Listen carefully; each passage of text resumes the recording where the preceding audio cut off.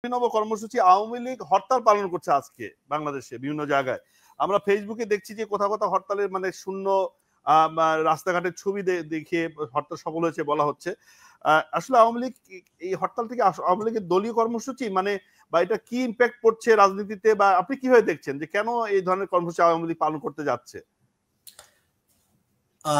আমি এই আলোচনাটা যাওয়ার আগে আমি একটু মোহন ভাইয়ের আগের জায়গা থেকে যদি এক লাইনে বলি যে কথাটি, যে একটি জবাবদিহিমূলক একটি চমৎকার পার্লামেন্টের স্বপ্ন মোহন ভাই আমাদেরকে দেখাচ্ছেন, এবং সেইটি করার জন্যে বা আরেকটা শেখ হাসিনা তিনি আর দেখতে চান না, এবং এই যে দেখতে চান না সেটি না দেখতে না চাওয়া নিশ্চিত করার জন্য এই যে এতগুলো সংস্কার প্রস্তাব হয়েছে, সেখানে কোথায় কোন ধারায় কি ধরনের প্রস্তাব করা হয়েছে যেটি ভবিষ্যতের কোন সরকারকে শেখ হাসিনা হিসাবে তৈরি করবে না, বা একটি সত্যিকারের পার্লামেন্ট তৈরি হবে। আমরা তো, তিনি রাজনৈতিক দলের সংস্কারের কথা বলছেন, সেই মূল জায়গাটা তো সেই জায়গায় নিয়েও তো আমরা কথা বলতে কাউকে দেখি নাই। এমনকি যারা সংস্কার কমিশন গঠন করেছেন বা কাজ করেছেন, তারাও কিন্তু রাজনৈতিক দলের কি কি সংস্কার তারা দেখতে চান বা আয় ব্যয়ের জবাবদিহিতা দেখতে চান কিনা সেই সব জায়গাগুলোতে যাননি। তারা সংস্কারটিও আসলে এক ধরনের উদ্দেশ্য প্রণোদিত এক ধরনের একটা খেলা খেলতে চেয়েছেন, সেই জায়গায় আছে বলে আমার কাছে মনে হয়েছে। এখন আওয়ামী লীগের হরতালের জায়গাটা যদি আসি, দেখেন আমি বরাবরই আমি আগেও বলেছি যে যখন বিএনপি আওয়ামী লীগ যখন ক্ষমতায় ছিল, বিএনপি যখন হরতাল করতো আমি তার বিপক্ষে ছিলাম।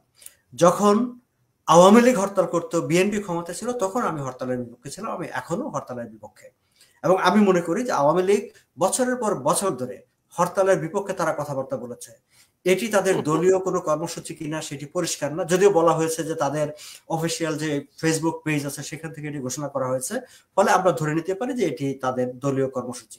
যদি সেটি হয়, তাহলে আমি মনে করি যে আওয়ামী লীগ বছরের পর বছর হরতালের বিরুদ্ধে কথা বলেছে, তারা যখন আবার হরতাল কর্মসূচিতে ফিরে যায়, কেন ফিরে গেল, তাদের একটি রাজনৈতিক অবস্থানের পরিবর্তন কেন ঘটলো, জনগণের কাছে তার একটি কৈফিয়ত, একটি ব্যাখ্যা দেওয়ার দরকার আছে।